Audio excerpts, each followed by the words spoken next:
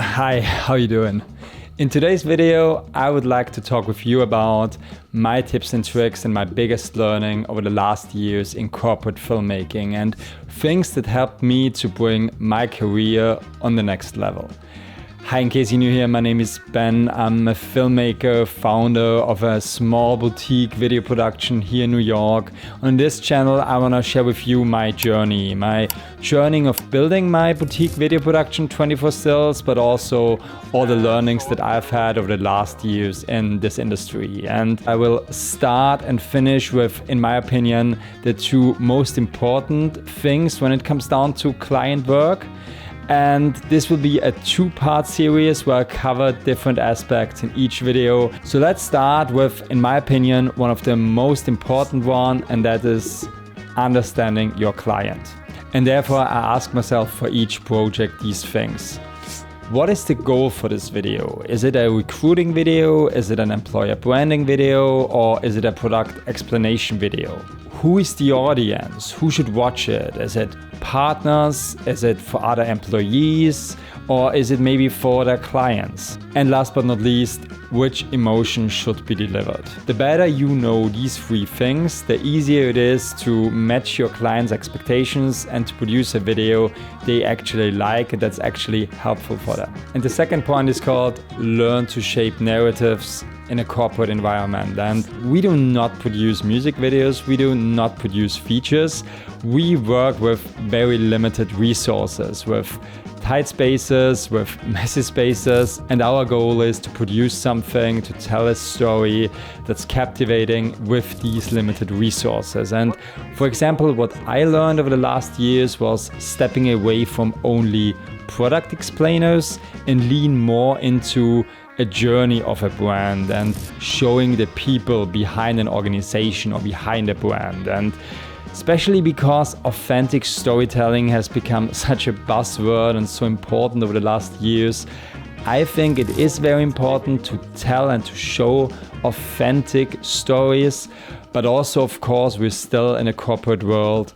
Tell these stories in a professional way, and I think videos become more relevant, are more captivating if you are able to close this gap in a cool, in a beautiful way of authentic storytelling and professional environment. The next thing is called signature visual, and even though I think it's a little bit silly, I still think it's very important that we all create a visual style that's recognizable. The amount of times that I've been asked from a new client to produce something in a similar way they saw on my recent videos in my portfolio is actually very high. And I know it can be annoying because we want to try out new interview setups, we want to try out new B-roll techniques, but it is sometimes very important that clients see your work and they know exactly what they get when they hire you.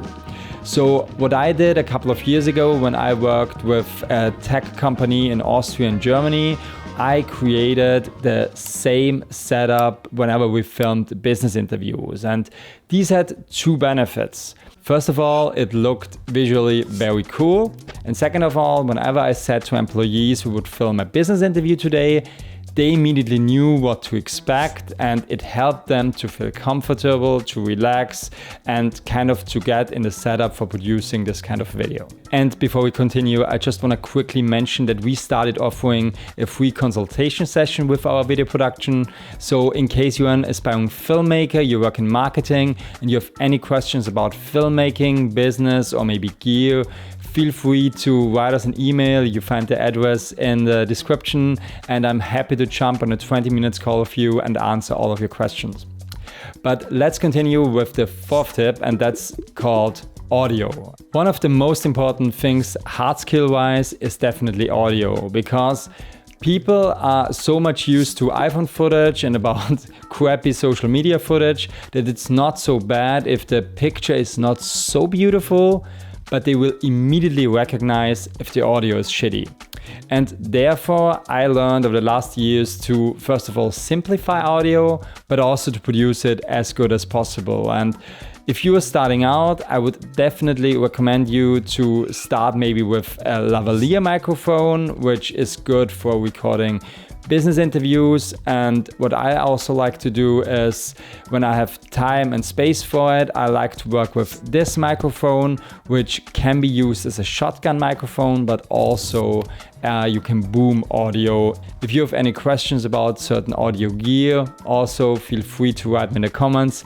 Happy to answer all of your questions. And the last and maybe also most important part is called social skills. You need to learn how to work, how to direct your talents who are not professional actors. And this sounds maybe small, but to be honest, it's not, because most of the employees you will work with, they have no camera experience, but even more important, they don't like to be in front of the camera most of the times. And so it is super important that you are able to connect with them, to build a relationship with them, that they feel comfortable and they want to work with you, but also in an interview, they tell you things that work in a video. So what I did over the last years, I created a technique that I call sandwich technique, where I like to start filming B-roll with them.